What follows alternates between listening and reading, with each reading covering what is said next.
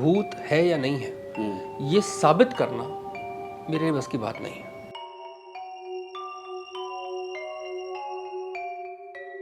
मुझे ये समझ में आता है कि भूतों के होने या ना होने से ज़्यादा अंधविश्वास है, और उस अंधविश्वास के नाम पर कई महिलाओं का बलात्कार होता है, कई लोगों की हत्याएं होती हैं, कई जानवरों की बलियां दी जाती हैं।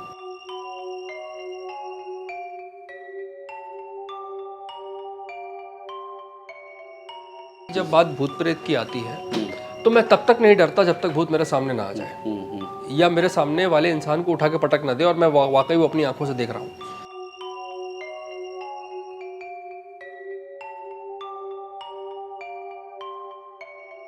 एक अंधविश्वास का इम्पैक्ट उनको दिखने लगेगा ना। अभी तो क्या है कि बिल्ली का रास्ता काट जाना। नमस्कार, बिहार तक देख रहे हैं आप, मेरे साथ हैं जय अलानी। अब जय अलानी का एक परिचय मैं आपको दे दूं कि ये पैरानॉर्मल इन्वेस्टिगेटर है जी। मतलब अगर आप भूतों में विश्वास करते हैं तो ये थोड़ी देर में ये साबित कर देंगे कि ऐसा होता है या नहीं होता, भगवान होते हैं या नहीं होते। साथ ही अंधविश्वास जो है, जिसे आप कभी खबरों में देखते होंगे, अक्सर दायन या वशीकरण जैसे शब्दों को आप लिखते हुए पढ़ते हुए ट्रेनों से गुजरते होंगे तो अक्सर आपको दीवारों पे दिख जाता है, अखबारों के साथ पर्ची आती है। इन तमाम चीज़ों पर जय अलानी से बात होगी, लेकिन बड़ी बात यह है कि हमारे बिहार के, और इस फील्ड में मेरे ख्याल से बिहार के आप इकलौते हैं ना जी। तो जय का सबसे पहले तो बिहार तक पर स्वागत है। बहुत बहुत शुक्रिया, बहुत बहुत शुक्रिया। जय, मतलब एक बहुत बड़ा सवाल होता है कि जब हम बिहार के लोग बात करते हैं ना कि पढ़ लिख के बेटा क्या करोगे, तो कहता है कि मैं तो आईएएस बनूंगा, पहला ये आता है, यूपीएससी पास करूंगा। लेकिन मतलब बिहार का लाल पटना से निकले और कहे कि भाई मैं तो भूतों वाली मिथ को तोड़ने वाला हूँ, ये कैसे हुआ? तो ये असल में ये बात आपने बहुत सही कही। बाकी ज़्यादातर माता पिता की तरह मेरे पिताजी भी यही चाहते थे कि मैं एक अच्छा इंजीनियर बनूं, और इसके लिए उन्होंने मुझे पढ़ने भेजा भी था बैंगलोर। सो बैंगलोर के एक अच्छे इंजीनियरिंग कॉलेज में मैंने एडमिशन लिया भी था, लेकिन पहले 2 सेमेस्टर के बाद मुझे समझ में आ गया था कि ये नहीं हो पाएगा मुझसे। तो मैंने अपने पिताजी से बात की और उनसे कहा कि ऐसा ऐसा है।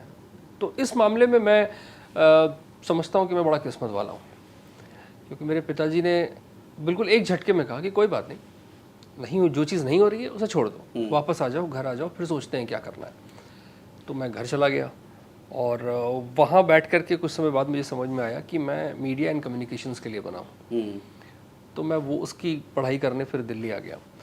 जहाँ तक रही बात ये भूत प्रेतों और इनसे जुड़ी हुई पैरानॉर्मल इन्वेस्टिगेशंस की, तो कहते हैं ना कि क्यूरोसिटी तो सबको होती है। बिल्कुल, मतलब इस सब्जेक्ट से जुड़ी हुई क्यूरोसिटी हम सबके बीच में होती है।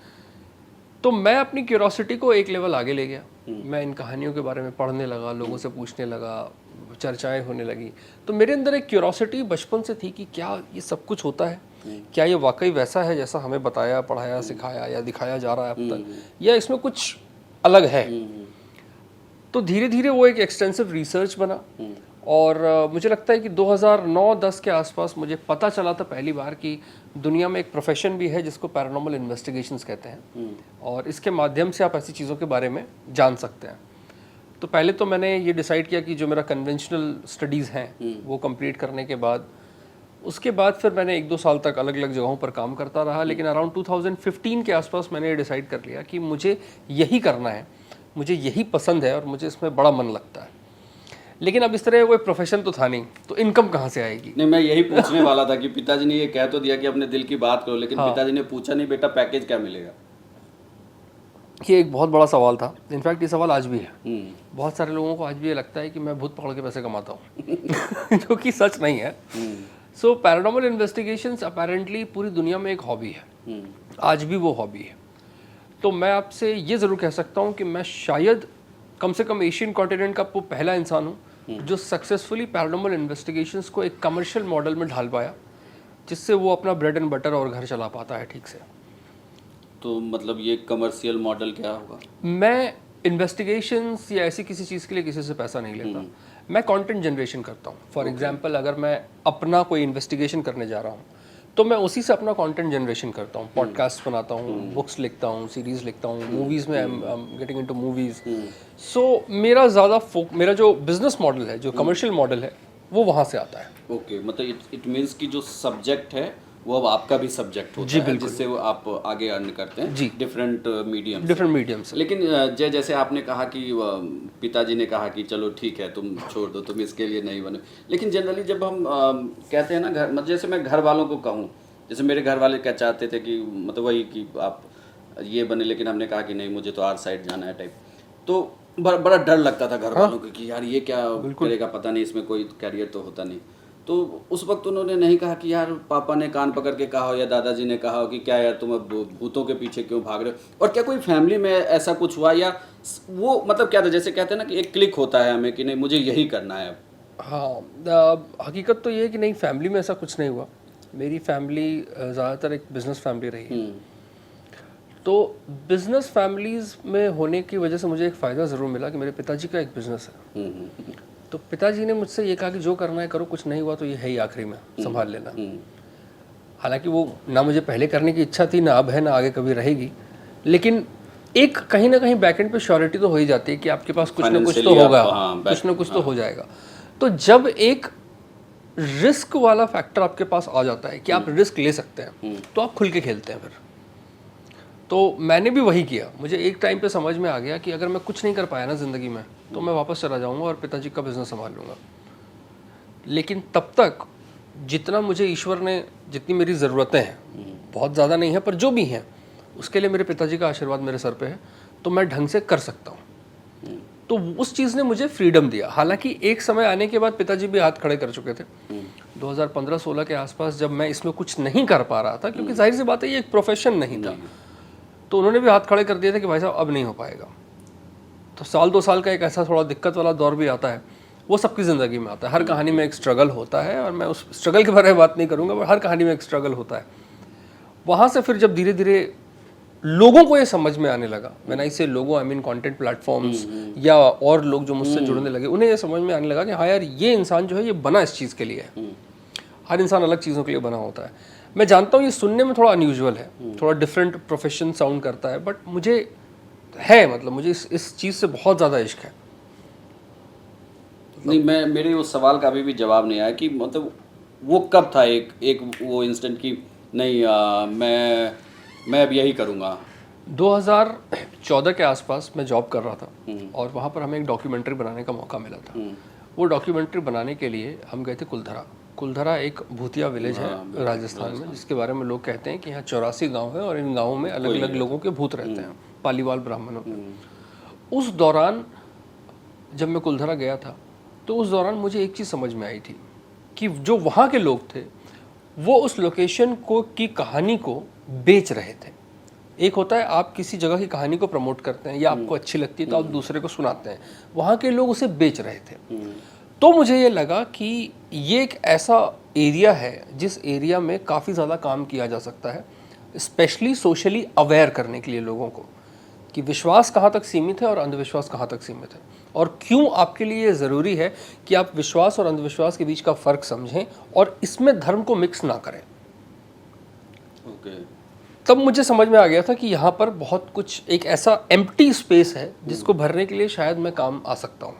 और वहाँ से मैंने ये लग गया जुगत में कि अब इसको कैसे कैसे प्लान करना है और कैसे आगे लेकर के जाना। तो बिहार के लाल को आज प्राउड फील होता है ना कि कोई गलती नहीं की मैंने, बिल्कुल सही ट्रैक पर। बिल्कुल बिल्कुल बिल्कुल। मैं आपसे शर्तिया तौर पे कह सकता हूँ कि मैं पता नहीं कहाँ तक पहुँचा हूँ, लेकिन यहाँ तक तो पहुँच गया हूँ कि आज आपने बुलाया है और मैं यहाँ बैठा हूँ।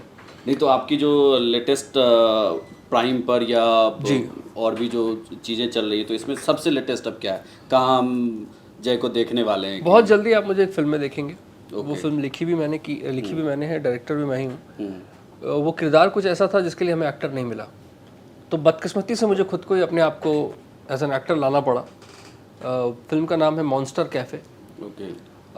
ये फिल्म एक शॉर्ट में मैं आपको बताऊँ तो नेक्रोफीलिया पर आधारित है। ये नेक्रोफीलिया, नेक्रो का मतलब होता है डेड और फीलिया का मतलब होता है लव। आजकल पिछले कुछ सालों से ऐसे केसेस में बहुत ज़्यादा बढ़ोतरी आई है जिसमें लोग महिलाओं की लाशों के साथ बलात्कार कर रहे हैं। ऐसे केसेस भारत में भी हैं, ऐसे केसेस हमारे पड़ोसी मुल्क पाकिस्तान से भी आते हैं। वो केस कई पूरी दुनिया में ऐसे केसेस का जो एक राइज है वो करीब, मैं आपसे जहाँ तक मेरी रिपोर्ट कहती है पिछले 7 सालों में 300% से ज़्यादा केसेस में इसमें बढ़ोतरी हुई है।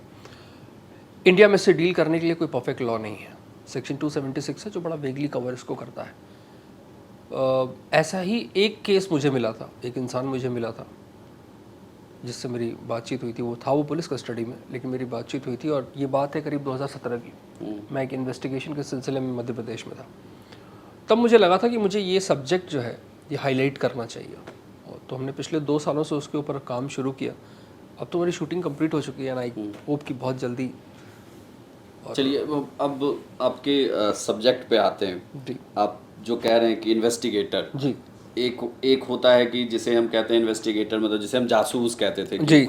वो जानकारी देता था कि आप किसी को कहिए कि भाई बताओ इसके पीछे कौन है नहीं है। तो जैसे मैं पैरानॉर्मल इन्वेस्टिगेटर की बात करूं तो जो जहन में चीज़ें आती हैं, क्योंकि मैं अगर पहले मैं अर्ली 90 से शुरू करूं तो रामसे ब्रदर्स की वो सीरियल्स आते थे, फिर आहट आना शुरू हुआ, कुछ और सीरियल आते थे और वो बहुत ज़्यादा लोगों को डराते थे। वो डर का पूरा व्यापार था जो अब मुझे लगता है, हालांकि उस वक्त तो वो बिक रहा था और लोग देखते भी थे। तो उसमें एक ऐसा किरदार होता था कि जो मतलब कहते थे कि वो खुद बड़ा डरावना सा रहता था, पूरा काजल लगाए हुए, कई सारे माला, वो स्कल, धुआं बहुत चीज़ें होती थी। लेकिन आपको देख के तो कहीं लगता नहीं, आप तो किसी फिल्मी हीरो जैसे ही हैं। तो ऐसे में अब ये मतलब मैं कहूँ तो ये इस अंधविश्वास को तोड़ना, या सीधे शब्दों में कहें तो भूत भगाने वाला, ये कहीं मैच नहीं करता। ये मैच नहीं करता, ये बात सही है। सो देखिए क्या है कि मैं भूत नहीं भगाता, मैं लोगों की उस सोच को भगाता हूँ जो भूत लाते हैं। मुझे लगता है कि भूत प्रेतों की कहानियाँ इतनी भी आसान नहीं है कि हर किसी को सड़क पे भूत दिख जा रहा है। और मेरा ज़्यादा बड़ा कंसर्न ये है कि अगर आप मुझसे ये पूछेंगे क्या भूत होते हैं, स्ट्रेट लाइन में सीधा अगर एक स्ट्रेट सवाल पूछा जाए कि क्या भूत होते हैं, तो मैं सीधा आपको जवाब दूंगा, मैं नहीं जानता। आप नहीं जानते? मैं नहीं जानता। मैं एक इंसान डील कर रहे हैं। मैं डील कर रहा हूँ, मैं आपको वही एक्सप्लेन करता हूँ। मेरा ये कहना है कि जैसे मैं मैथ के किसी क्वेश्चन को सॉल्व करूँ जी, तो मैं मानता हूँ ना कि let the x value is this, yes, फिर मैं उस सॉल्यूशन की तरफ आगे बढ़ता हूँ। तो क्या आप ये मान के चल रहे हैं कि ये भूत होता है, या पहले से मैं मान लूँ, एज्यूम कर लूँ कि ये नहीं होता? मैं ये मान के चलता हूँ कि भूत है या नहीं है, ये साबित करना मेरे बस की बात नहीं है। अगर मैं इसे साबित कर देता हूँ तो शायद इंसानी इतिहास का मैं सबसे ज़्यादा सफल व्यक्ति बनूंगा जिसने ये साबित कर दिया कि ऐसी पैरालौकिक शक्तियाँ, भूत या भगवान वाकई होते हैं। ये पूरा जो माजरा है ये विश्वास का है। जो विश्वास करता है उसके लिए है, जो नहीं करता है उसके लिए नहीं है। जब मैं अपने समाज के भीतर देखता हूँ, उसके अंदर झांकता हूँ, तो मुझे ये समझ में आता है कि भूतों के होने या ना होने से ज़्यादा अंधविश्वास है। और उस अंधविश्वास के नाम पर कई महिलाओं का बलात्कार होता है, कई लोगों की हत्याएं होती हैं, कई जानवरों की बलियां दी जाती हैं, कई लोगों के पैसे ठगे जाते हैं, और ऐसे कई और वाक़यात हज़ारों की संख्या में या शायद लाखों की संख्या में हमारे देश में हर साल होते हैं। तो ये तो बहुत बड़ा बाजार है, मतलब ये एक कमर्शियल एक मार्केट है। और मुझे लगता है कि ऐसे कई लोग हैं जो अपनी गाढ़ी कमाई का बहुत सारा पैसा इन चीज़ों में डालते हैं। तो मेरा जो ध्यान है वो पूरी तरह उस तरह केंद्रित है। मैं लोगों को अवेयर करना चाहता हूँ, मैं उनको बताना चाहता हूँ कि भैया सोचिए, समझिए, अगर वाकई एक औरत डायन होती जैसा आप बता रहे हैं तो उसमें इतनी शक्ति होती कि वो 10-20 या 100 लोगों को भी एक साथ निपटा दे। तो आप कैसे 10-20 लोग उसको लिंच कर पा रहे हैं, या उसका बलात्कार कर रहे हैं, या उसके ऊपर अत्याचार कर रहे हैं? और ऐसा सेम केस और कई जगहों पर। तो ऐसी कई केस स्टडीज भी होंगे आपके पास जिसमें आपको मतलब आपके पास कोई एक केस स्टडी आई, सपोज करिए कि ये एक्स गांव में कुछ हुआ है जी, और आप जब वहां पहुंचे तो आपको लगा कि नहीं ये मामला कुछ और है जी, मतलब वो हो सकता है वो जमीन विवाद हो, घर की लड़ाई हो, कुछ भी हो जी, तो फिर इसको डील करना क्या इतना आसान भी तो नहीं है ना? बिल्कुल नहीं, कम्युनिटी है, बिल्कुल नहीं है, बिल्कुल नहीं तो वो भी ऐसी कम्युनिटी जो मतलब जो सुनती नहीं किसी की, और वो सालों से आ रहा है, मतलब प्रथाएं चल रही वो मुझे मेरे दिमाग में वो भरा गया है। हाँ। इसको डील कैसे फिर करते हैं? देखिए कुछ जगहों पे तो हम अवेयरनेस कैंपेन्स लगाते हैं। उन अवेयरनेस कैंपेन्स में हम नुक्कड़ नाटक भी प्रस्तुत करते हैं, हम लोगों को अलग अलग तरीक़ों से समझाने की भी कोशिश करते हैं, साइंटिफिकली भी जितना आसान भाषा में हो सके मैं उनको समझाने की कोशिश करते हैं। कुछ जगहों पे तो ये काम आता है, ज़्यादातर जगहों पे ऐसा काम नहीं आता, उल्टा लोग हम पर ही भड़क जाते हैं। क्योंकि जो सालों से चली आस्था है उसके खिलाफ अगर आप बोलेंगे, हालांकि मैं खिलाफ नहीं बोल रहा हूँ, मैं उन्हें एक सिक्के का दूसरा पहलू दिखाने की कोशिश कर रहा हूँ, लेकिन लोग नहीं देखना चाहते। ये बात सच है कि ये काम बड़ा मुश्किल है और इसमें अपने कई तरह के चैलेंजेस आते हैं। कई बार हिंसक हो जाती है चीज़ें, कम्युनिटी के लोग या गांव के लोग भड़क जाते हैं बहुत ज़्यादा। वैसे सिचुएशन में हमें अपना बम्बू तंबू लेके भागना भी पड़ता है कई बार।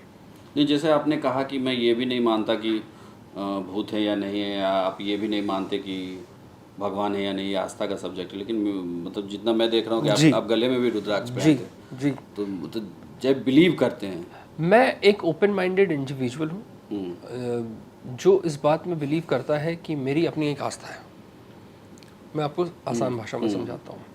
क्या मैं ईश्वर में यकीन रखता हूँ? हाँ, रखता हूँ, बिल्कुल रखता हूँ। और मुझे मतलब आप यकीन नहीं करेंगे, अभी भी अगर आप मेरी गाड़ी में बैठेंगे तो आपको भगवान श्री राम के गाने चलेंगे। वो मुझे वो अच्छी फीलिंग देते हैं, मुझे एक पॉजिटिव माइंडसेट में वो रखते हैं। और मैं उस तरीके का इंसान हूँ जो हर तरह के, क्योंकि हम बिहारी लोग हैं, हमारे यहाँ इस तरह के संस्कार बचपन से होते हैं। पूजा पाठ के, भगवान में मानने के, मंगलवार, बृहस्पतिवार, शनिवार, ये सब मानने के, ये संस्कार शुरू से होते हैं। तो मैं मानता हूँ, लेकिन क्या मैं अंधविश्वासी हूँ? क्या मैं हर रोज मंदिर जाता हूँ? नहीं। क्या मैं भगवान के ऊपर हर रोज अगरबत्ती या फूल या दूध ये चढ़ाता हूँ? नहीं। मैं ये नहीं कह रहा किसी को नहीं करना चाहिए, मैं नहीं करता, क्योंकि मुझे लगता है मेरे लिए भगवान, जब भी मैं, हर किसी की लाइफ में ना उतार चढ़ाव आते रहते हैं, सबकी लाइफ में। जब मेरी ज़िंदगी में कोई ऐसा वक्त आता है तो मैं अपनी आंखें बंद करके ईश्वर को याद करता हूँ, शिव को, राम को, जो भी मेरे ध्यान में आ रहे हैं, मैं उन्हें याद करता हूँ और मेरा दिमाग शांत हो जाता है। क्या मैं 100 नारियल तोड़ता हूँ? नहीं।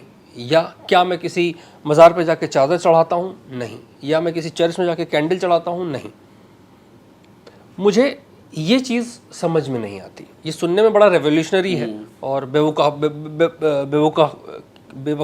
भी है। अपना तरीका हाँ, मैंने अपना, हाँ, मैं इससे बहुत अच्छा फील करता हूँ तो मैं कर रहा हूँ। सिमिलरली मुझे ऐसा लगता है कि जब बात भूत प्रेत की आती है तो मैं तब तक नहीं डरता जब तक भूत मेरे सामने ना आ जाए या मेरे सामने वाले इंसान को उठा के पटक ना दे और मैं वाकई वो अपनी आंखों से देख रहा हूँ, या कोई ऐसी आवाज़ आ जाए जो मुझे वाकई डरा सके। नहीं, तो एक और चीज़ थी कि जैसे आपने भी आवाज़ वाली बात कही, तो एक और देखते थे आप लोग, मतलब ऑब्वियसली हमने कई पॉडकास्ट देखे हैं कि जिसमें वो जो इन्वेस्टिगेटर होता है उनके पास डिफरेंट टाइप ऑफ पूरा मैकेनिकल सिस्टम होता है, कई लोग होते हैं जो उसको चेक करते हैं। और सडनली इवन मैंने भी कई एपिसोड बनाए हुए थे तो जिसमें हमारे पास यही कुलधरा और इन सबसे फीड आती थी, तो लाइक वो साउंड इफेक्ट होता था कि हाँ रात को कुछ है टाइप कोई दौड़ रहा होता था।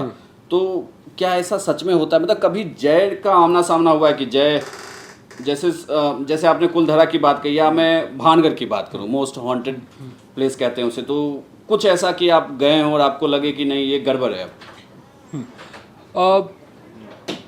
इन्वेस्टिगेशंस के शुरुआती दौर में देखिए, हर तरह में, हर काम में दो तरीके के लोग होते हैं। एक वो जो उस काम की शुद्धता से जुड़े हुए होते हैं, एक वो जो उस काम के साथ आने वाली चीज़ों से जुड़े हुए होते हैं। मैं किसी और को गलत नहीं ठहरा रहा हूँ, मैं इस काम की शुद्धता से जुड़ा हुआ हूँ। पैरानॉर्मल इन्वेस्टिगेशंस की शुरुआत 17वीं शताब्दी में होती है दुनिया के इतिहास में, और इसका पहली बार इस्तेमाल किया गया था लोगों के बीच में अंधविश्वास को कम करने के लिए। मैं उस कोर्स से जुड़ा हुआ हूँ, उस आइडियोलॉजी से जुड़ा हुआ इंसान हूँ। मुझे लगता है कि पैरानॉर्मल इन्वेस्टिगेशंस का काम भूत प्रेत है या नहीं है ये साबित करना नहीं है, समाज में उनके नाम पर जो अंधविश्वास है उसे कम करना है। ये गैजेट्स, ये फैंसी टूल्स और ये सब कुछ, ये तो 90s के दौर से पॉपुलर होना शुरू किए जब अमेरिका में पैरानॉर्मल इन्वेस्टिगेशन शोज टेलीविजन पर आना शुरू हुए। इनमें मौजूद हर एक गैजेट गिमिकी है मेरे अपने ओपिनियन में। K2 मीटर जिस काम के लिए बनाया गया था, उस काम के लिए उसकी एक्यूरेसी लेस देन 5% है, यानी कि इलेक्ट्रोमैग्नेटिक वेव्स पकड़ने के लिए। इलेक्ट्रॉनिक वॉइस फिनोमेना आसानी से टैम्पर्ड किया जा सकता है। घोस्ट मीटर ऑलरेडी प्री डिफाइंड होता है, वो कब क्या रीडिंग देगा, आप क्या सवाल पूछेंगे, वो कितनी बत्तियां जलाएगा, वो पहले से उसमें प्रोग्राम किया हुआ होता है। वीजा बोर्ड्स, लोगों का ये कहना है कि उस पर ऊपर हाथ रखने से ये चीज़ें होती हैं। वो मूवमेंट ईडियो मोटर रिस्पॉन्स की तरफ से की वजह से होता है, और दुनिया में कई साइंटिस्ट इसे प्रूव भी कर चुके हैं। इसी तरीके से ये सारे गैजेट्स जो हैं ये किसी काम के नहीं हैं, ऐसा मेरा मानना है। मैंने सारी लगभग, क्योंकि मैं इस प्रोफेशन में हूँ तो मैंने खुद को कई बार चैलेंज किया है कि देखूँ ये मैं क्या एक्सप्लेन कर पा रहा है। तो मेरे हिसाब से तो ये चीज़ें काम नहीं करती। बाकी हर किसी का अपना एक देखने का नज़रिया होता है। पिछले इतने सालों से काम करते हुए 700-800 लोकेशंस में अब तक कवर कर चुका हूँ दुनिया के अलग अलग हिस्सों में, भारत समेत। मुझे आज तक भूत दिखा नहीं है, मैंने आज तक भूत नहीं देखा। और यकीन मानिए मैं ऐसी ऐसी जगहों पर हो चुका हूँ जहाँ शायद इंसान जाने में सोचे भी। जैसे भानगढ़ की बात कर लेते हैं, क्योंकि भानगढ़ एक ऐसी लोकेशन है जो सब कोई जानता है। हाँ, मतलब बहुत ज़्यादा पॉपुलर है और रिलेटेबल है। हाँ। भानगढ़ चारों तरफ सरिस्का फॉरेस्ट रिजर्व से घिरा हुआ है और बीच में एक किला है। जब हम वहाँ गए थे, मैं तो खैर 6-7 बार जा चुका हूँ, जब मैं पहली बार वहाँ गया था तब मुझे डर लगा था। कुछ ऐसी अनजान सी आवाज़ें थी जो मैं नहीं समझ पाया। बाद में धीरे धीरे हर प्रोफेशन में हर इंसान का एक अग्रेशन होता है, वो बढ़ता रहता है, धीरे धीरे सीखता रहता है। तो हम भी धीरे धीरे सीखते गए और हमें समझ में आने लगा कि ये आवाज़ें कहीं और से आ रही हैं। बंदरों की आवाज़ें अलग होती हैं, अलग अलग बंदरों की अलग अलग तरह की आवाज़ें होंगी। एक मेंढक, एक बुल फ्रॉग मेंढक 30 से ज़्यादा तरह की आवाज़ें निकाल सकता है। आपने कभी रेड फॉक्स की आवाज़ नहीं सुनी होगी, आपने कभी कूकाबोरा की आवाज़ नहीं सुनी होगी, आपने कभी बार्न आउल की आवाज़ नहीं सुनी होगी। ऐसी जगहों पे मौजूद ऐसे कई तरह के जंगली जानवर होते हैं जो ऐसी आवाज़ें निकालते हैं जो रात में आपको डराने के लिए काफ़ी है। एक रेड फॉक्स की आवाज़ किसी रोती हुई औरत जैसे सुनाई दे पड़ती है। ऐसी ही कई और आवाज़ें हैं जो धीरे धीरे समय के साथ हम लर्न करते हैं, जिससे हमें समझ में आता है कि कई बार हम इस मिथ को यहाँ तोड़ सकें। भानगढ़ में शुरुआत में तो हमें डर लगा, धीरे धीरे हमें समझ में आने लगा कि ये एक कमर्शियल बिजनेस है जो वहाँ के लोग रन कर रहे हैं प्रॉपर्ली। एग्जाम्पल के तौर पे आज से 10 साल पहले जब मैं पहली बार भानगढ़ गया था, 11 साल पहले 2012 में मैं पहली बार भानगढ़ गया था, तब भानगढ़ के इर्द गिर्द कुछ नहीं था, सिर्फ एक पतली सी सड़क थी टूटी हुई जो आपको सीधा किले तक लेके जाती थी। आज पक्की सड़कें हैं, पास में 2-3 बड़े बड़े होटल हैं, एक तो बहुत बड़ा रिसोर्ट और ये सब भी है। और इन सब का कस्टमर वो है जो कहीं पूरे देश भर में से भानगढ़ में भूत देखने जा रहा है। अब लोग ये कहते हैं कि भाई वहाँ तो सरकार ने बोर्ड लगा रखा है कि शाम के बाद नहीं जा सकते। आप मुझे बताइए कौन सी ऐसी ASI प्रोटेक्टेड मॉन्यूमेंट है जिसमें आप रात भर आराम से घूम सकते हैं? सब में रूल्स हैं। वहाँ केवड़े के कुछ पेड़ हैं जो काफ़ी प्रेशियस हैं, और वैसे भी हम सब लोग, स्पेशली हम भारतीय, अपनी धरोहर को संजोने में कितने अच्छे हैं वो तुम जानते ही हैं। कभी गवर्नमेंट ने ये तो नहीं कहा ना बाहर आके कि जब आप ये चीज़ें बताते हैं तो मतलब मुझे लगता है कि इसमें एक पूरी एक कहें तो एक तरीके से पूरी एक कम्युनिटी है बिल्कुल जो इसको चाहती है कि ये बना रहे। तो वो लोग विरोध नहीं करते हैं। मेरा बहुत विरोध होता है। मैंने एक पॉडकास्ट रिकॉर्ड किया था, पाली जोधपुर हाईवे पर बुलेट बाबा का एक मंदिर है। हाँ है, जिनको शराब चढ़ती है और बहुत सारे लोगों की बहुत गहरी आस्था है उसमें। मुझे लगता है वहाँ पे। हाँ, मतलब पहले वो मंदिर था, अब तो वो धाम बन चुका है। मुझे लोगों की आस्था से कोई समस्या नहीं है। मैंने बस एक प्रश्न ऐसे ही पूछ लिया था अपनी बातचीत में कि मान लीजिए कि इस मंदिर में आपकी आस्था है, यहाँ ये इंसिडेंट हुआ स्वर्गीय श्री ओम बड़ा के साथ, ये इंसिडेंट हुआ, उसके बाद उनकी बुलेट और वो लोगों को, आने जाने वाले लोगों की रक्षा कर रहे हैं पाली जोधपुर सड़क पर। ये आस्था का विषय, ये मैं मानता हूँ, मेरी भी गहरी आस्था है, मैं संपूर्ण सम्मान करता हूँ। लेकिन राजस्थान में आज की तारीख में बुलेट बाबा के कई और मंदिर बने हैं। बहुत कम लोगों को ये बात पता है।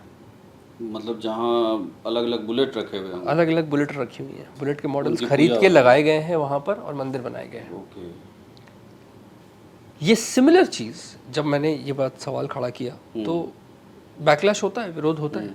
यही सिमिलर चीज़ मैंने मज़ारों के लिए भी बोला कि ये हर सड़क पर, भारत की जिस सड़क से मैं गुजरूं वहाँ पर मुझे एक मज़ार दिखती है जहाँ पर चादरें चढ़ रही हैं, ट्रक वाले रुक रहे हैं। ये कौन इतने महान व्यक्तित्व के लोग थे जो सबकी सुरक्षा करने नेशनल हाईवे पर ही आ गए, और इतने बने कैसे? तो जब हम इस तरह के सवाल कभी खड़े करते हैं तो विरोधाभास होता है। पंजाब में आज की तारीख में क्रिश्चियनिटी को लेकर के जितनी तेज़ी में कन्वर्जन चल रहा है, या झारखंड में आदिवासी जगहों पर, जब हम इन चीज़ों के बारे में आवाज़ उठाते हैं, भाई कन्वर्जन क्यों करना है आपको? ज़रूरत क्या है कन्वर्जन की? अगर आदिवासी लोग ये मानते हैं कि भाई हम किसी पर्टिकुलर उसमें नहीं जाना चाहते, हम किसी एक धर्म को नहीं चुनना चाहते, ना चुने, पर आप फोर्सफुली कन्वर्जन क्यों करवा रहे हैं? चाहे पैसे का लालच दे करके, चाहे कुछ और लालच दे करके। तो जब हम इन चीज़ों के खिलाफ आवाज़ उठाते हैं तो जाहिर सी बात है विरोधाभास होता है। तो जैसे मैं वापस आपके लास्ट वाले जवाब की तरफ आता हूँ कि जैसे आपने कहा कि मेरी कभी मुलाकात नहीं हुई, मैंने कभी भूत नहीं देखा। जी। अब जैसे कभी कभी कुछ ऐसे केसेस आते थे ना जिसमें ये कहते थे कि जैसे कोई झूमने लगता है जी। कोई आरती वारती हो रही होती है, कहते हैं कि माता आ गई जी। सडनली, तो कभी कहते हैं कि इस लड़की के ऊपर मतलब सॉरी माफ करिएगा कि लड़की मतलब किसी के ऊपर भी कि तीसरी शक्ति है। जी। या मुझे याद है कि झारखंड के लिए कहा जाता है कि एक हाईवे है वहाँ पे कट के पास से आप थोड़ा आराम से गुजरिए, वहाँ कोई तीसरी ताकत है। तो इस तरीके की बातचीत होती है। तो कभी मतलब जय को किसी ने कहा हो कि ये मिस्टर XYZ हैं और इनके ऊपर ऐसा है और आप वहाँ गए हो और कुछ ऐसा हो रहा है, मतलब उनको घर वालों ने अलग कर रखा हो या वहाँ तांत्रिक बैठा हुआ है कुछ कर रहा है, तो क्या कभी ऐसा हुआ है कि जय ने उसको टैकल करके ये बताया कि नहीं ये गलत है और वो ठीक हो गया हो या हो गई हो, कुछ ऐसा हुआ है? 100% हुआ है। मैं एक पैरानॉर्मल हेल्पलाइन चलाता हूँ। शुरुआत में तो आप उस पर कॉल कर सकते थे, अब आप कॉल नहीं कर सकते क्योंकि वॉल्यूम ऑफ कॉल्स बहुत ज़्यादा है, पर आप अपना केस हमारे पास व्हाट्सएप पर ड्रॉप कर सकते हैं। मेरी पैरानॉर्मल हेल्पलाइन पर बहुत सारे केसेस ऐसे आते हैं जहाँ लोग कहते हैं आप फलानी जगह जाइए और देखिए वहाँ पर क्या है, जो मैं वक्त और हालातों के अनुसार चला भी जाता हूँ। अभी रिसेंटली मेरे पास कल का ही एक मेरे पास केस आया था कि गोवा में अगोंडा बीच के आसपास कोई होटल है जो भूतिया है और काफ़ी ज़्यादा लोगों के बीच में कहानी है। मैं प्लान कर रहा हूँ वहाँ जाने का। ऐसे ही केसेस भी आते हैं क्योंकि हम बिहार तक पर हैं। मैं आपको पटना का ही केस बताता हूँ। राजापुर पुल है, जगह और नाम रिवील नहीं करेंगे? नहीं, मैं सिर्फ जगह रिवील कर रहा हूँ। हाँ ठीक है। राजापुर पुल है, उसके पास के इलाके में एक परिवार था। वहाँ से मुझे फ़ोन आया कि हमारे घर की लड़की, उसके ऊपर कुछ साया है। कुछ है। मैं उन दिनों पटना में ही था। लकीली मैं 3 दिन के लिए पटना गया था और पता नहीं कैसे वो कॉल आ गया। मैंने कहा ठीक है मैं आता हूँ। मैं उनके घर गया। जब मैं उनके घर में घुसा तो चारों तरफ एक सन्नाटा पसरा हुआ है, हर तरफ एक अजीब सा माहौल है। हमने जिन्होंने फ़ोन किया था मैं उनसे मिला, पूछा भाई कहाँ है, तो हमने लड़की को रूम में बंद कर रखा है, वो रो रही है, चिल्ला रही है, खुद को नोच रही है और अजीब तरीके से बात कर रही है, हिंसक हो जा रही है, खाना नहीं खा रही है। कि कब से चल रहा है? तो 2 दिनों से चल रहा है। आपने किसी को दिखाया? हमने झाड़ फूक वालों को दिखाया, वो सब घर में पूजा पाठ हुई। जब मैं घर में घुसा था तो चारों तरफ वो हवन के होता ना, धुआं और वो दीवारों पे दाग, स्मेल, फील, ये सब था। ठीक है मिलवाइए। मैं गया रूम में। जैसे ही मैं रूम में एंटर करता हूँ मैं देखा सामने एक पलंग के कोने में एक लड़की लेटी हुई, बच्ची थी, 17 साल की रही होगी, 16-17 साल की बच्ची लेटी हुई है। और अचानक से उसने आवाज़ दी जिस बंदे ने बुलाया था। तो वो एकदम से उठी और चले जाओ यहाँ से, बाहर निकलो, तुम अंदर कैसे आ गए, ये वो। मैंने इनसे दरख्वास्त की कि मुझे आप 5 मिनट दीजिए और मुझे इनसे बात करने दीजिए। आप चाहे तो घर की किसी महिला को मेरे साथ अंदर भेज दीजिए। तो उनकी जो माता जी थी वो आई मेरे साथ। तो हम लोग रूम में गए, रूम हमने बंद किया। तो वो लड़की मुझसे कहने लगी कि कौन हो तुम, यहाँ कैसे आ गए, क्या चाहिए, बाहर निकलो, कौन। तो मैंने बस यूं ही, आप इसको कह सकते हैं, ये कोई ज्ञान और साइंस नहीं था। कई बार होता है इंसान एक सिचुएशन में पढ़ के एक तुक्का मार देता है, तो वो तुक्का लग गया। मैंने बस इसकी मम्मी की तरफ मुँह करके देखा, इसका कोई बॉयफ्रेंड है क्या, मैंने बस पूछा। तो एक होता है ना कि जब आप कभी कोई एक ऐसा सवाल आप इंसान से पूछ लें जो वो एक्सपेक्ट ना कर रहा हो, जिसकी अपेक्षा ना हो, तो उसका फेशियल एक्सप्रेशन एकदम से चेंज हो जाता है। तो मैंने ये नोटिस किया कि उस लड़की का फेशियल एक्सप्रेशन एकदम से चेंज हुआ। मैं वहीं पर समझ गया कि बात क्या थी। वो लड़की एक नाटक कर रही थी जिसमें वो कह रही थी कि मेरे अंदर की आत्मा ये कह रही है कि मेरी शादी उससे करवा दो। वो लड़का एक छोटी जात का था और ये अपर कास्ट में थे। तो ये अपनी बात वो मनवाने के लिए ये इस तरह का ढोंग जो है वो उसने किया था। अब इसके पीछे भी एक कहानी है। ये आइडिया उस बच्ची को कहाँ से आया? ये आइडिया उसको आया अपनी बुआ से। उसकी बुआ अपने घर में, यानी कि अपने ससुराल में, अक्सर पजेस्ट होने का ढोंग करके अपनी कई तरह की बातें मनवाना या कुछ तरह की, मैं विलेन किसी को नहीं बता रहा हूँ, मैं आपसे बस ये कह रहा हूँ कि बहुत सारे केसेस ऐसे होते हैं जहाँ लोग इस तरह का काम करने का नाटक रचते हैं। बहुत सारे केस ऐसे होते हैं जहाँ पर लोगों को पैसा दिया जाता है कि आप ऐसा नाटक करो। राजस्थान में एक मंदिर महाराष्ट्र में 3 मस्जिद, ये मेरे आंखों का खुद का देखा हुआ है, जहाँ लोगों को पैसा दिया जाता है कि आप ऐसा करो। अगेन मैं कहूँगा कि मैं किसी की आस्था को झूमने हाँ, लगते वो सब ज़्यादातर लोगों में तो नाटक होता है, कुछ केसेस होते भी हैं। तो वैसे कुछ आप केसेस देखेंगे तो उनमें एक साइकोलॉजिकल रोल भी बड़ा इंपॉर्टेंटली प्ले करता है। अक्सर आप देखेंगे कि ऐसी जो ऑर्गेनाइजेशंस या जो जिस तरीके का शो पुटअप किया जाता है, अक्सर उसमें ऐसा ही होता है। आप इमेजिन कीजिए कि कभी आपके या मेरे घर में ऐसा हुआ हो। यूजुअली रेगुलर लाइफ में हम ऐसी चीज़ों को डील नहीं करते। जिस जगह पर एक मजमा लगा हुआ होगा या एक कुछ कोई ऑर्गेनाइज फंक्शन होगा, वहाँ पर अक्सर ऐसा होता है।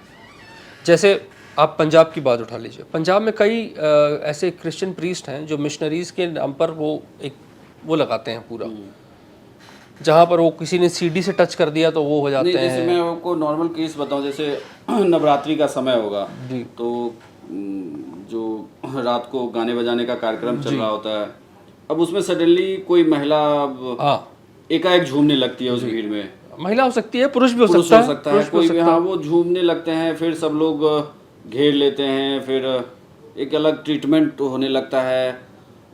लोगों की बड़ी गहरी आस्था है, लोगों की बड़ी गहरी आस्था है उसमें। तो इसमें क्या माना जाए कि ये कुछ हद तक सही है और कुछ हद तक सही नहीं? देखिए, मैं तो नहीं मानता, ये मेरा अपना पर्सनल ओपिनियन है। अगेन मैं किसी की भावना को आहत नहीं करना चाहता, बट ये मेरा पर्सनल ओपिनियन है, बहुत स्ट्रॉन्ग ओपिनियन है कि मैं ये नहीं मानता कि किसी इंसान में किसी तरीके का भगवान बस सकता है।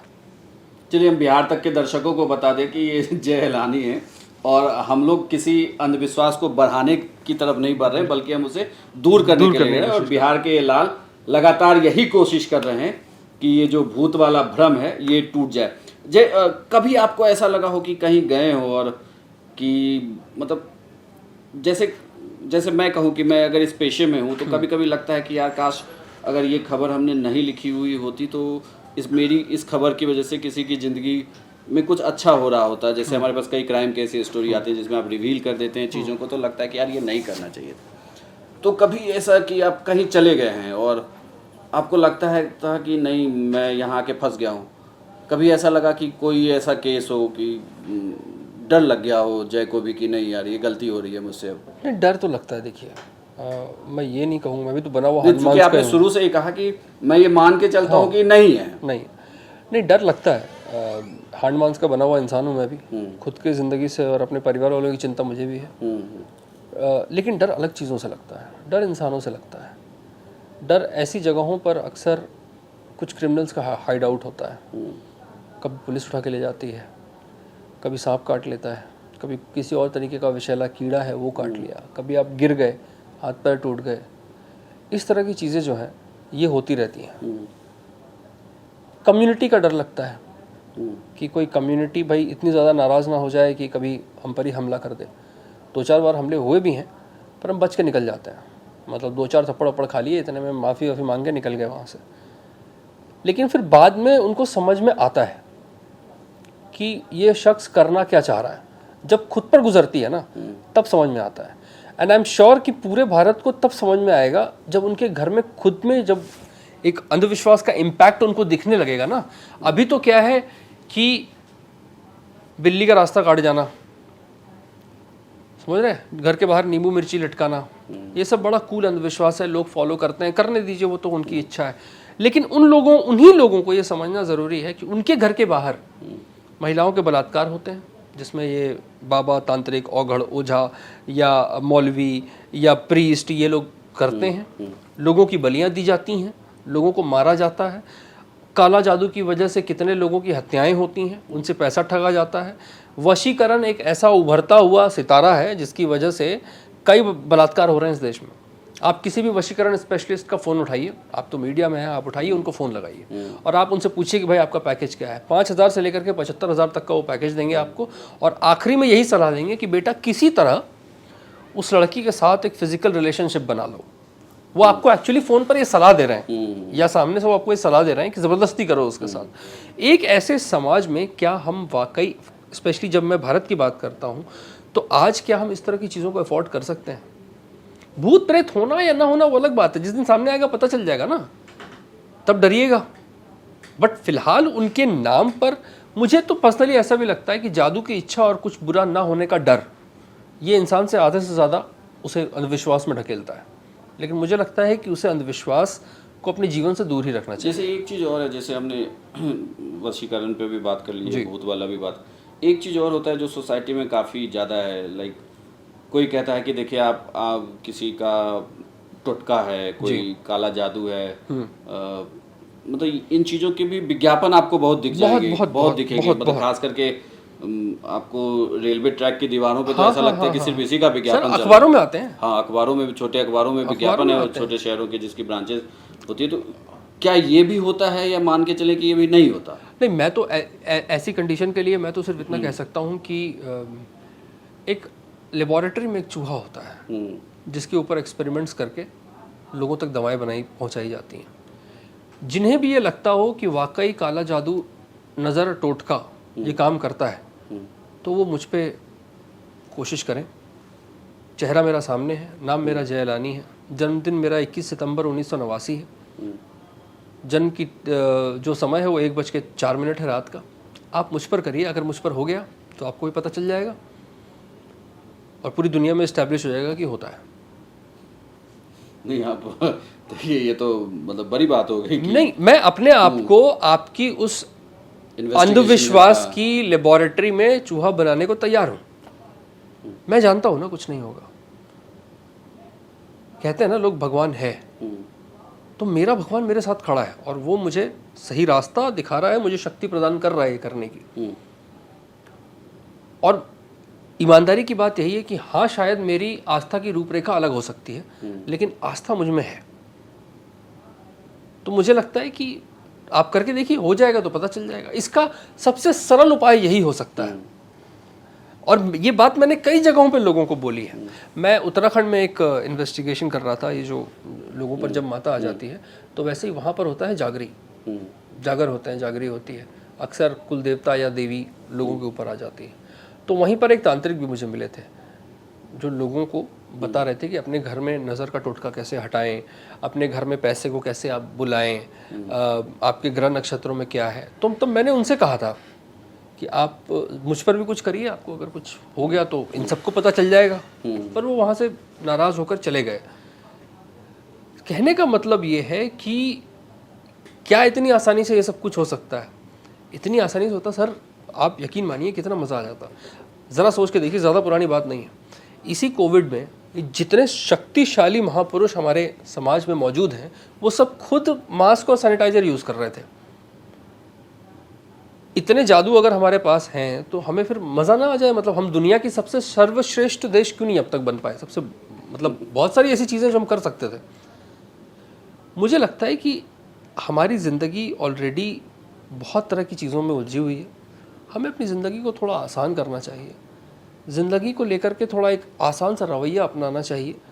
विश्वास करिए, कोई हर्ज नहीं है, लेकिन आपका विश्वास कहीं अंधविश्वास तो नहीं बन रहा। और क्या वो ऐसा अंधविश्वास तो नहीं बन रहा जो किसी और को नुकसान पहुंचा रहा हो?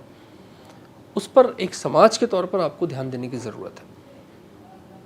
अगर मैं सीधे तौर पे कहूँ कि कोई समस्या है मेरे पास जी, और मैं चाहता हूँ कि अब इसका सॉल्यूशन हो, तो मैं जयालानी को कैसे कांटेक्ट करूँगा? मैं कैसे कहूँगा कि मेरे फैमिली के बीच में ऐसे है, आप आइए मेरी मदद करिए? देखिए, हम एक पैरानॉर्मल हेल्पलाइन व्हाट्सएप नंबर चलाते हैं और एक ईमेल आईडी भी है। दोनों मेरे इंस्टाग्राम पर मौजूद है। जब भी ऐसी कोई दिक्कत आती है तो आप हमें उस पर एक मैसेज छोड़ते हैं। एक टीम है जो उसको देखती है, मॉनिटर करती है, और उन्हें अगर ये लगता है कि हाँ ये वाकई कोई ऐसा केस है जो अटेंशन चाहिए जिसको, तो हम इमीडिएटली उस पर कार्रवाई करते हैं या फिर उन लोगों तक पहुंचते हैं। अगर कोई जनरल क्वेरी है, अब मान लीजिए ऐसे दिन भर में 100 मैसेज आते हैं जो पूछ रहा है कि कॉन्जरिंग की नन सच में है क्या, एनाबेल सच में डॉल डरावनी है क्या, तो ऐसी क्वेरीज का हम जवाब नहीं दे पाते। लेकिन हाँ, हम सीरियसली अगर आपके वाकई हमें लगता है कि आपको ज़रूरत है, हम बिल्कुल आप तक पहुँचेंगे। तो क्या ये चार्जेबल है? नहीं, बिल्कुल नहीं। मैं लगभग फुल टाइम प्रोफेशन इसको मैं 8 साल से कर रहा हूँ और 8 साल में मुझसे कोई एक इंसान ऐसा आपको नहीं मिलेगा जो कह सकता हो कि कभी इस चीज़ के लिए मुझसे जय ने पैसे लिया। मैं पैसा अलग तरीके से कमाता हूँ ना, मैं कंटेंट बना लूँगा। मैं आप ही का जो केस होगा उसके ऊपर आपका सारी आइडेंटिटीज़ हटा के मैं उसके ऊपर एक पॉडकास्ट रिकॉर्ड कर लूँगा, मुझे वहाँ से पैसे आ जाएंगे। मैं किताब लिख लूँगा, एक कहानी लिख लूँगा, एक आर्टिकल लिख लूँगा, मुझमें वो स्किल है, तो मैं अपनी उस स्किल से पैसा कमाता तो अब चूंकि अब हम खत्म भी करते हैं हूँ। जी कि जय घर से निकले जब माँ बाप ने कहा कि ठीक है तुम्हें जो करना है करो, जी। तो क्या आज की डेट में जय के साथ कोई पूरी टीम है जो काम कर रही है? जय लोगों को नौकरियां भी दे रहे हैं और इस प्रोफेशन के बारे में कह रहे हैं कि हाँ भाई इसका कैरियर हो सकता है? मैं ज़्यादा नौकरियां तो फ़िलहाल नहीं दे पा रहा, लेकिन हाँ मेरी टीम में 8-10 लोग हैं जो हम सब साथ मिल करके काम करते हैं, और मुझे लगता है कि बिल्कुल करियर बन सकता है, क्योंकि ये एक टैबू करियर है जो, लेकिन मुझे लगता है कि इसका मॉडर्नाइजेशन किया जा सकता है, जो मैं करने में लगा हुआ हूँ। हमने एक कंपनी भी शुरू की है, द पैरानॉर्मल कंपनी नाम है उसका, और हम उसके थ्रू इसका मॉडर्नाइजेशन कर रहे हैं। हम कूल टी शर्ट्स बना रहे हैं भूत प्रेतों की, मग्स बना रहे हैं, कुछ और चीज़ें कर रहे हैं, टूरिज्म प्रोग्राम्स ला रहे हैं, अवेयरनेस प्रोग्राम्स चला रहे हैं, स्पॉन्सरशिप्स कर रहे हैं, वीडियोस कर रहे हैं। तो इसके थ्रू क्या होता है ना कि हमारा कंटेंट जनरेशन भी हो जाता है, लोगों के पास अंधविश्वास भी कम फैलता है, उनके पास रियल इन्फॉर्मेशन भी पहुंच पाती है, और हमारा भी घर चल पाता है। और हम इससे कुछ ना कुछ, भले 8-10 ही सही, पर हाँ नौकरियां बनाने में कामयाब रहे हैं। तो आपकी जो ये टीम है आपके साथ टिकी रहती है? ऐसा तो नहीं कि जैसे जैसे आप कई ऐसी जगह डर लग गया? नहीं, इनमें से 6 लोग ऐसे हैं जो ऑफिस में ही ज़्यादातर रहते हैं, मतलब हमारे पास कोई ऐसा ऑफिस तो नहीं है, सब अपने अपने घरों से बैठ के काम करते हैं। 4 लोग ऐसे हैं जो हमेशा हमारे साथ रहते हैं, अगर किसी हम इन्वेस्टिगेशन या लोकेशन या किसी ऐसी जगह जा रहे हैं तो वो साथ रहते हैं। बाकी लोग नहीं जाना चाहते, डर लगता है, सबका अपना अपना एक थॉट प्रोसेस है, बट बाकी जो 3 और 4 लोग हैं वो साथ में रहते हैं इन्वेस्टिगेशन। ऑन रिकॉर्ड पूछना नहीं चाहिए, लेकिन अब मेरी क्यूरियोसिटी हो रही है कि जय आप इतने कूल हैं, लेकिन काम जो है वो थोड़ा सा डरावना है। तो जय की लाइफ सेट है, मतलब शादी हो गई है या होने वाली है? अगले महीने मेरी शादी है। चलिए बताइए। तो मतलब आपने समझा लिया उन्हें या पहले से जानते थे? नहीं, बहुत बहुत बहुत मुश्किल हुई। जाहिर सी बात है, कोई मतलब कोई क्या कहेगा कि भाई लड़का क्या करता है, भूत पकड़ता है, तो ये तो एक अपने आप में तैबू है। मुझे मुश्किलात तो हुई, लेकिन हाँ समझा लिया मैंने, कन्विंस कर लिया कि भाई मैं भी इंसान ही, मेरे अंदर भूत नहीं है।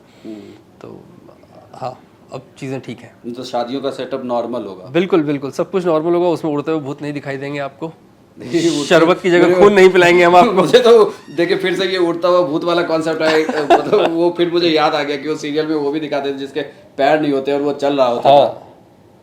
ये तो है। देखिए कुछ मिथ हैं जो सदियों से थे और रहेंगे, जैसे सफ़ेद साड़ी वाली चुड़ैल या सफ़ेद साड़ी वाली औरत।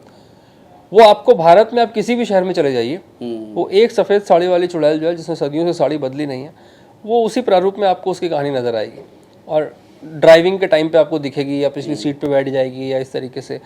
कुछ ऐसे मिथ हैं जो हमेशा थे और हमेशा रहेंगे। जहाँ तक रही बात साबित करने की, आप मुझे जगह बता दीजिए, मैं पहुँच के रात भर खुद वहाँ रुक करके आपको ये बता दूंगा कि ऐसा कुछ नहीं होता।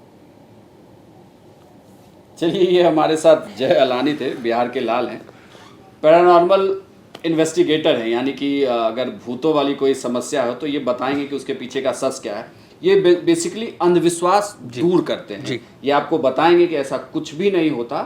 अगर आपके पास भी कोई समस्या, इनकी एक हेल्पलाइन है, आप उस पर इनसे कांटेक्ट कर सकते हैं, आप तक पहुंचेंगे, सब फ्री ऑफ कॉस्ट है। और सबसे बड़ी बात यह है कि हमारे बिहार के हैं, बिहार के लाल हैं, और इस फील्ड में बहुत अच्छा कर रहे हैं, इसलिए आज हम बिहार तक पे इन्हें बुलाया था। बिहार तक पर आप आए, सारे सवालों का जवाब दिया, बहुत बहुत शुक्रिया जय आपका। Thank you so much. Bihar की तमाम खबरों के लिए देखते रहिए आप बिहार तक, आगे भी ऐसी शख्सियतों से आपको रूबरू करवाते रहें। धन्यवाद।